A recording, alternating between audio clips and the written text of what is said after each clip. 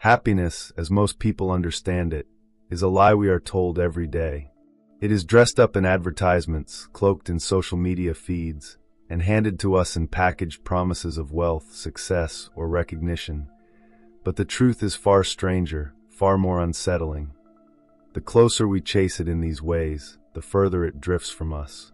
Imagine standing in the center of a crowded city, every screen flashing images of perfection, every voice urging you to become more, acquire more, perform more, and yet feeling, in the hollow of your chest, a gnawing emptiness.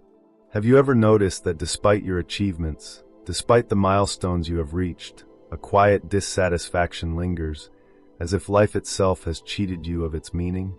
Why does joy, that elusive sensation, often escape those who seem to possess all the trappings of it? And could it be that the very culture we believe will bring happiness is, paradoxically, the one preventing it from taking root? These are not idle questions. They are invitations to look deeper, to confront the invisible structures that govern how we feel, how we think, and ultimately how we live.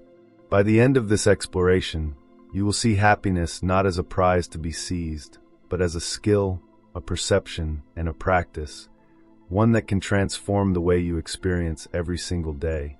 And if at any moment you feel the pull of curiosity, the urge to explore these ideas further, consider subscribing, not merely to watch, but to join in a conversation about living more fully, more intentionally, and more awake in a world that constantly tempts us to sleepwalk through it. One of the first revelations the ancients offer is a deceptively simple one. Happiness begins within. Marcus Aurelius, writing in the quiet solitude of his study while the empire's chaos raged outside, insisted that no circumstance could rob a person of peace unless they allowed it. The happiness of your life, he wrote, depends upon the quality of your thoughts. This is not a suggestion. It is a prescription, grounded in timeless observation and reinforced by modern psychology. Cognitive behavioral studies confirm that the mind interprets events in ways that shape our emotional reality. The same situation may inspire elation in one person and despair in another. Have you ever wondered why some people radiate joy in circumstances that would cripple most others, while some of the most successful people seem perpetually restless? It is not luck. It is an internal cultivation of perspective, a training of thought that ancient sages recognized long before neuroscience gave it a name. Happiness, in its truest form, is not an external acquisition. It is the refinement of perception, the nurturing of the inner life, and the discipline of attention. Yet cultivating the mind is rarely straightforward. Carl Jung taught that much of our suffering arises from ignoring the parts of ourselves that society tells us to hide, to suppress, or to deny. Our shadows, those uncomfortable impulses, feelings, and memories, thrive in silence, shaping our lives in ways we seldom recognize. Confronting this shadow is not pleasant, but it is essential. True happiness, Jung argued, cannot flourish in a mind divided against itself. And neuroscience corroborates this notion. Self-awareness, mindfulness, and reflection literally alter neural pathways, increasing emotional regulation and promoting resilience. Imagine the liberation of no longer needing validation from the outside world, of discovering that peace and contentment are available not as rewards, but as states of consciousness that can be nurtured from within. This is not esoteric philosophy. It is a psychological and neurological truth, waiting for you to notice it, to act on it, and to inhabit it. Another ancient insight often lost in modern life is that unexamined desire is the true source of suffering. Soren Kierkegaard observed that despair emerges not from lack, but from misaligned longing, chasing endlessly after what is superficial or fleeting while ignoring the deeper currents that truly sustain us. Have you ever achieved something you thought would make you happy, only to feel strangely empty once it was attained? This is not a flaw in your ambition. It is a lesson humanity has been learning for millennia. Across time, philosophers and spiritual teachers alike have reminded us that fulfillment does not come from accumulation, but from discernment, learning to differentiate between fleeting cravings and desires that resonate with the soul. Modern psychology reinforces this through the concept of hedonic adaptation. Humans quickly grow accustomed to new possessions, experiences, and achievements, leaving us in a cycle of perpetual wanting. True contentment, therefore, is not in what we gain, but in our ability to recognize sufficiency, to slow down, and to inhabit the present moment fully.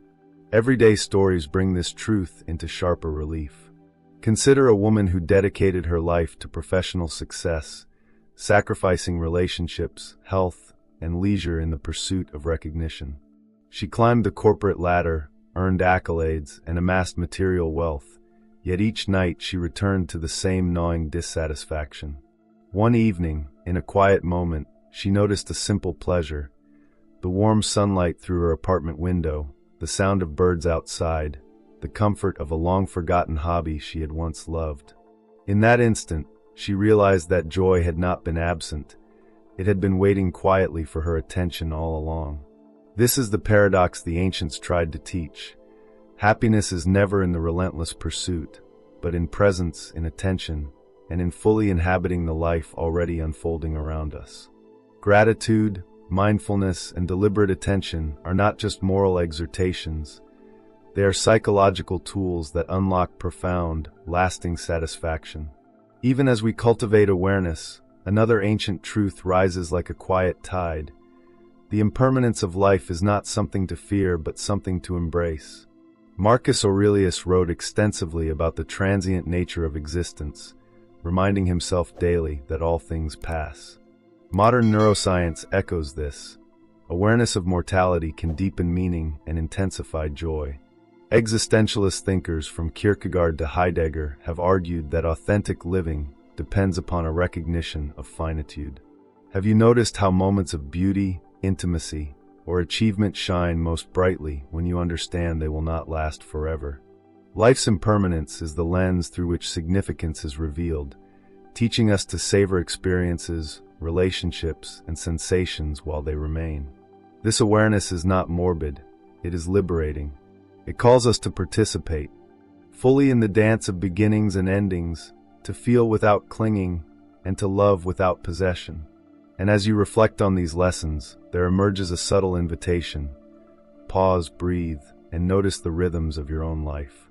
Consider the thoughts that arise, the fleeting moments of joy that pass unnoticed, and the small miracles that modern life often obscures. If these reflections resonate, perhaps you will want to continue this journey together, not merely as a viewer, but as a participant in the exploration of living more fully, more consciously, and more deliberately. Subscribing is not just a click. It is a commitment to curiosity, to growth, and to the kind of attentive living the ancients always recommended. Even now, these truths converge into a single, startling recognition. Happiness is not found by changing the world around us, but by transforming the way we inhabit it.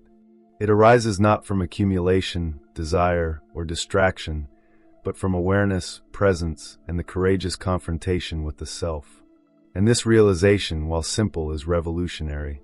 It asks nothing less than a complete reorientation of how we live each day, inviting us to embrace the fleeting, the imperfect, and the inevitable with grace, curiosity, and courage. Even after recognizing that happiness begins within, and that impermanence should be embraced rather than feared, life confronts us with another subtle, almost insidious challenge: the tendency to place our sense of well-being in external validation. From a young age, society trains us to seek approval, to measure our worth in likes, accolades, or comparisons. Yet the philosophers of old understood that this is a perilous path. Epicurus, the ancient Greek thinker often misunderstood as a mere advocate for pleasure, argued instead that the highest pleasure is freedom from anxiety, freedom that cannot exist when our sense of self is tethered to the judgment of others. Modern psychology echoes this in the concept of self-determination. Autonomy, competence, and relatedness are far more predictive of long-term satisfaction than wealth, status, or social approval. Have you noticed the subtle relief that washes over you when you act according to your own principles rather than the expectations of others? That relief is the first glimpse of freedom, and perhaps the first hint of authentic happiness. Consider the story of a man who spent decades climbing the corporate ladder, seeking recognition at every turn. Every promotion brought momentary satisfaction, yet he found himself perpetually restless, measuring his worth against colleagues, friends, and strangers alike. It was only when he consciously began making decisions aligned with his deepest values, spending time with his children, exploring creative projects he had abandoned, engaging in quiet acts of service, that he began to experience a sense of fulfillment that no accolade could provide. The truth, as old as humanity itself, is that the world can never truly validate us in the ways that matter. Happiness, then, requires a courageous inward turn, an act of defiance against the constant social currents that tell us we are never enough. This inward turn, however, is not merely psychological, it is existential. Kierkegaard and Nietzsche, in very different ways, emphasize the necessity of confronting the reality of choice. Nietzsche's idea of the will to power is often misread as a call for domination over others, but at its core, it is about the creation of one's own life, a life lived intentionally, despite the absurdity and chaos that surrounds us. Existential psychology builds on this insight, showing that the perception of agency, the belief that one can shape one's own existence in meaningful ways, is central to long-term well-being. Have you ever felt that quiet thrill that comes from choosing authenticity over conformity, from acting in alignment with your deepest principles even when the world offers easier paths? That thrill is an echo of freedom, a vibration of joy that no external circumstance can replicate. Yet freedom alone does not guarantee contentment. Another ancient insight reminds us that happiness is deeply connected to the cultivation of relationships, but not through dependency or mere proximity, through the quality of engagement, empathy, and shared presence. Aristotle wrote extensively about friendship, distinguishing between relationships rooted in utility, pleasure, and virtue. Only the latter, he argued, could sustain genuine flourishing. Modern psychology confirms this. Relationships grounded in trust, mutual respect, and authentic engagement are far stronger predictors of happiness than wealth or status. Social neuroscience has shown that meaningful human connection activates neural circuits associated with reward, attachment, and well-being. This explains why a simple act of kindness, a deep conversation, or an unhurried walk with someone we care about can sometimes bring more profound satisfaction than a material acquisition could ever offer. Stories bring this truth vividly to life. A young woman, caught in the pursuit of academic excellence, often felt overwhelmed and isolated despite her achievements. One evening, she spent hours simply talking with a friend, sharing fears, joys, and uncertainties without pretense or judgment. The conversation left her feeling lighter, connected, and unexpectedly fulfilled. It was a quiet revelation. Happiness is woven through the fabric of human connection, not accumulated in isolation. In a world dominated by screens, curated personas, and constant digital noise, this lesson feels almost radical, yet it is timeless. The ancients understood it, and modern science validates it. We are social creatures, and our well-being is inseparable from the depth and authenticity of our relationships. At this point, a paradox emerges. Modern life often presents a choice that seems unavoidable. Either pursue personal freedom and self-mastery, or cultivate deep relational bonds.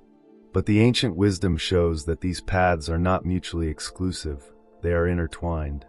Freedom allows us to engage authentically with others. Connection deepens the meaning of our choices. The balance is delicate, but it is attainable through conscious reflection, deliberate action, and ongoing self-awareness. Have you noticed moments when your relationships flourish most not through obligation, but through genuine attention and presence? That attention, that conscious participation, is the lifeblood of enduring joy. Even as we navigate the realms of self-awareness and relational depth, there lies another truth the modern world often obscures: the necessity of embracing discomfort. Happiness is not a state of constant pleasure. It is the capacity to engage fully with life, including its challenges, suffering, and uncertainty. Marcus Aurelius, again, reminds us that life will inevitably present obstacles, pain, and loss, and that the quality of our experience depends on how we meet these realities. Modern psychology corroborates this. Studies on resilience, post-traumatic growth, and emotional intelligence show that the ability to face difficulty, integrate adversity, and find meaning in suffering is a crucial determinant of long-term well-being. Have you noticed how moments of struggle, once endured and reflected upon, often give rise to unexpected strength, clarity, or gratitude? This is the hidden alchemy of hardship. When approached with mindfulness, reflection, and courage, suffering can become a teacher, and its lessons a source of enduring joy. Consider the story of a man who lost everything he had built in a sudden financial collapse. Initially, despair consumed him. But over time, he began to reflect on the fragility of life, on the transient nature of possessions, and on the relationships that remained steadfast. He started volunteering, reconnecting with loved ones, and pursuing creative passions he had long ignored. What emerged was a form of happiness that had been impossible before the loss. A profound, grounded satisfaction rooted not in what he owned, but in what he had learned, and in the life he chose to live intentionally in the aftermath. This is a narrative repeated across centuries. Joy is not the absence of pain, but the mastery of presence, attention, and perspective in the face of it. And as you reflect on these truths, it is impossible to ignore a subtle, modern temptation, distraction. Our era is defined by a constant bombardment of stimuli designed to fragment attention, dilute focus, and erode the capacity for deep engagement with the present moment. Social media, endless notifications, and the lure of novelty pull us away from the very practices that foster happiness: contemplation, mindfulness, and meaningful connection. Neuroscientific research reveals that our brains are not optimized for constant multitasking. They thrive in states of focus, reflection, and deliberate attention. Each moment of unfragmented awareness, no matter how small, becomes a portal to joy, to clarity, and to understanding. When you notice your attention wandering, when you pause to return to the here and now, you are engaging in an ancient practice that modern life has nearly forgotten, but that every philosopher, sage, and teacher has consistently valued. Perhaps here, in the quiet reflection of this moment, you can recognize the subtle threads connecting these truths. That happiness begins within, flourishes through mindful engagement, deepens in authentic relationships, grows stronger through conscious confrontation with difficulty, and is maintained through disciplined attention. And as you recognize these threads, you might feel a desire to explore them further, to weave them into your own life with intention. If that resonates, subscribing is a small step, but a meaningful one, toward engaging with ideas that challenge, inspire, and illuminate, not merely as a consumer, but as a participant in the cultivation of a life lived fully, awake, and aware. And yet, even as we consider these lessons, another question emerges. What is the purpose of happiness itself? Is it a goal to be achieved, a fleeting sensation, or something more profound? A state of being that allows us to meet life, in all its impermanence and complexity, with curiosity, courage, and presence? This question, ancient and perennial, sets the stage for the final reflections, where all these truths converge into a transformative understanding of what it truly means to live well. As we move toward the conclusion of this exploration, a quiet but profound realization emerges. Happiness is not a destination, nor is it a fixed state that can be captured and preserved. It is a practice, a lens, and a choice, renewed with every breath, every thought, and every action. In the hustle of modern life, it is all too easy to imagine that happiness resides somewhere outside ourselves, in the next promotion, the next vacation, the next relationship, or the next distraction. But the ancients remind us that such external markers are transient and unreliable. Epicurus spoke of pleasure, not as indulgence, but as the absence of disturbance, a state cultivated by moderation, reflection, and friendship. Marcus Aurelius insisted that peace of mind could only be achieved through mastery of one's own thoughts. Jung taught that wholeness, and with it joy, arises from acknowledging and integrating the shadow within. These are not abstract, dusty notions for philosophers to muse over. They are practical tools, guiding us to live fully amidst the uncertainty, impermanence, and constant motion of existence. Consider for a moment the paradox that runs through human life. The very pursuit of happiness can make it vanish. We chase, we crave, we measure ourselves against impossible ideals, yet the more we seek externally, the more we lose touch with what is already present. Modern psychology calls this the hedonic treadmill, the endless loop of desire and adaptation. Ancient wisdom frames it slightly differently. It is the misalignment between what we chase and what truly matters. Have you ever noticed that moments of genuine joy often arise spontaneously, unbidden, when you least expect them? Perhaps in the laughter of a friend, the quiet of early morning light, or the simple rhythm of your own breath. These moments are not accidents. They are glimpses into a way of living that prioritizes awareness, presence, and alignment over accumulation. And yet, living in this way requires courage. It demands the willingness to step away from distraction, to confront discomfort, and to observe life without constant judgment or comparison. This is not easy. Kierkegaard called it the leap of faith, a movement into the unknown, where one accepts the limitations, uncertainties, and suffering of life while still choosing engagement, presence, and intentional action. Nietzsche framed it as an embrace of life in all its chaos, where meaning is not given but created, forged through conscious effort and perspective.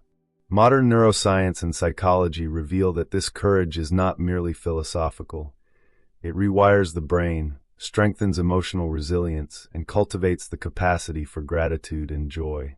Every act of conscious attention, every mindful pause, every deliberate choice to meet life fully is an act of liberation, a reclaiming of happiness from the clutches of external dependency and distraction. Stories illuminate this truth more vividly than theory ever could. Imagine a woman who, after decades of conforming to societal expectations, decided to live according to her own values. She left a stable but unfulfilling career, rekindled old passions, and nurtured relationships that had long been neglected. The initial months were difficult. Uncertainty and self-doubt loomed like shadows. Yet as she persisted, she discovered a joy that had been absent for decades. A joy rooted not in achievement, validation, or material gain, but in authenticity, presence, and the conscious engagement with life's unfolding. This story, repeated countless times throughout human history, illustrates a timeless principle. Happiness emerges from living with integrity, self-awareness, and intentionality, not from external accumulation or avoidance of difficulty. There is, however, a subtle dimension often overlooked even in these reflections: the interplay between impermanence and gratitude. Marcus Aurelius frequently reminded himself that all things pass, that the universe moves according to its own rhythm, and that attachment to fleeting circumstances is a path to suffering. Modern research supports this. Gratitude, when practiced consistently, shifts neural activity towards circuits associated with positive affect, social bonding, and resilience. The awareness of life's transience amplifies joy rather than diminishes it, urging us to savor the ephemeral moments that constitute a life fully lived. Have you noticed how a simple sunrise, a shared smile, or a quiet evening can feel profoundly beautiful when you allow yourself to witness it without distraction? These fleeting instants, small as they may seem, form the foundation of a rich, enduring happiness. In weaving together these threads, inner cultivation, conscious choice, meaningful relationships, engagement with discomfort, and mindful awareness of impermanence, we begin to see that happiness is neither accidental nor distant. It is an art, one that requires practice, patience, and courage. The ancients, from Stoics to existentialists, consistently emphasize that life will present suffering, unpredictability, and uncertainty, yet the quality of our experience depends on how we meet it. Modern psychology, too, underscores the power of perspective.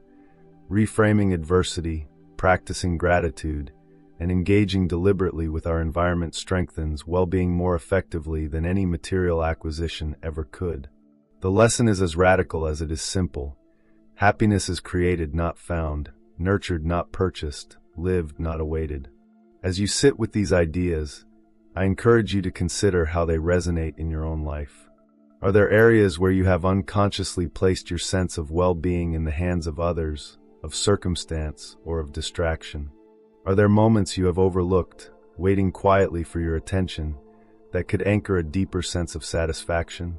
Engaging with these reflections is the beginning of transformation, and in doing so, you participate not as a passive observer, but as an active cultivator of your own life. If these ideas inspire curiosity or reflection, subscribing can be more than a routine click. It can be a commitment to continuing the conversation, to exploring wisdom that nurtures presence, insight, and intentional living. Ultimately, what emerges is a transformational truth that underlies every ancient teaching we have touched upon. Happiness is inseparable from awareness. To live fully, we must cultivate the ability to observe our thoughts without being enslaved by them, to embrace impermanence without despair, to connect with others without dependency, and to face suffering without retreat. Life is neither simple nor predictable, yet it offers countless opportunities for profound joy, if we are willing to meet it on its own terms. And so the question that lingers, the one that will follow you long after this reflection, is this. In the midst of your busy, complicated modern existence, are you truly living in a way that allows happiness to arise naturally? Or are you chasing illusions, measuring yourself against shadows, and waiting for some distant moment to feel complete? This is not a question with a single answer. It is a challenge, an invitation, and a mirror held to your own experience. You are the agent of your own joy, the cultivator of your inner life, and the participant in a world that offers beauty, connection, and wonder in every fleeting instant. To live fully is to choose awareness, to act with intention, and to embrace the paradoxical dance of life itself. The certainty of impermanence, the inevitability of struggle, and the boundless potential for presence and joy. As we conclude this journey together, take a moment to breathe, to reflect, and to notice the subtle currents of your own life, the small victories, the hidden pleasures, the moments of presence that often go unrecognized. In these moments, happiness is not only possible, it is already unfolding. And if you have found value in these reflections, consider sharing this conversation with others, and subscribing to continue exploring the timeless wisdom that can transform modern existence into a life deeply, fully lived. For in the end, the greatest truth we can carry is this. Happiness is not something to be hunted down or hoarded. It is something to be remembered, practiced, and lived, moment by moment, with courage, attention, and love.